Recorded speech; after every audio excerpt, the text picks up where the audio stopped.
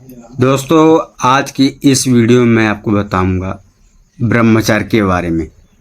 कायिक ब्रह्मचर्य, मानसिक ब्रह्मचर्य, वाचिक ब्रह्मचर्य। तो वीडियो को लास्ट तक देखना, एक एक बातें सुनना और समझना, क्योंकि आज जो मैं बात बताऊंगा वो आपको कोई नहीं बताएगा। जी हाँ, मैं हूं कुलदीप कुशवाहा और आज आपको बताऊंगा कायिक ब्रह्मचर्य, मानसिक ब्रह्मचर्य और वाचिक ब्रह्मचर्य।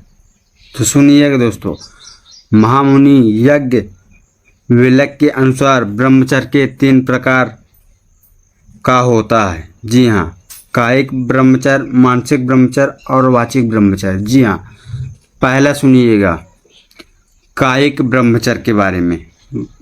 कायिक ब्रह्मचर्य वह है जिसमें व्यक्ति अपने शरीर से पूर्ण संयम का पालन करता है, इंद्रियां का दमन, शारीरिक वासनाओं पर नियंत्रण और शुद्ध आचरण इसका मुख्य अंग है। जी हाँ, दूसरा सुनिएगा मानसिक ब्रह्मचर्य।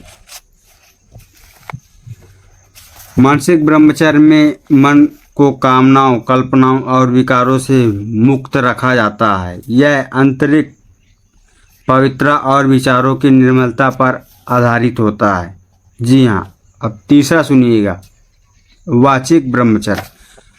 वाचिक ब्रह्मचर्य का अर्थ है वाणी में संयम, अश्लील, उन्मत्त अथवा कामोत्पादक भाषण से दूर रहना तथा वाणी को सदा सत्य, प्रिय और हितकारी बनाना। जी हाँ, जो व्यक्ति इन तीनों प्रकार के ब्रह्मचर्य का एक साथ पालन करता है वही वास्तव में संपूर्ण ब्रह्मचारी कहलाता है। ऐसा ब्रह्मचारी न केवल ब्रह्मा रूप से संयम होता है, बल्कि अंतरतम स्तर पर भी पूर्ण पवित्र और साधना में रत होता है। याज्ञवल्क्य मुनि के मत में यही ब्रह्मचर्य का सर्वोच्च आदेश है। जी हाँ, जो जीवन को तेज, ताप और तत्व ज्ञान की ओर ले जाता है। बहुत से लोग ऐसे होते हैं जो शारीरिक, कायिक और ब्रह्मचर्य का पालन तो कर लेते हैं, परंतु मानसिक और वाचिक ब्रह्मचर्य का पालन करना उनके लिए अत्यंत कठिन हो जाता है।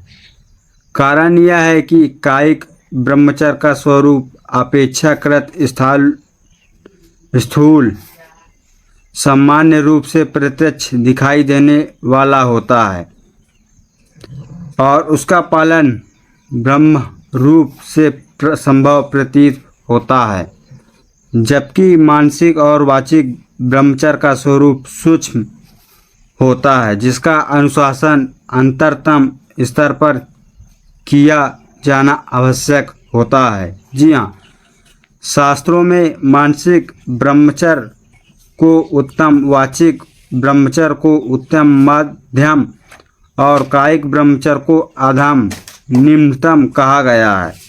इसका कारण यह है कि ब्रह्मचर्य का वास्तविक मूल मन में स्थित होता है।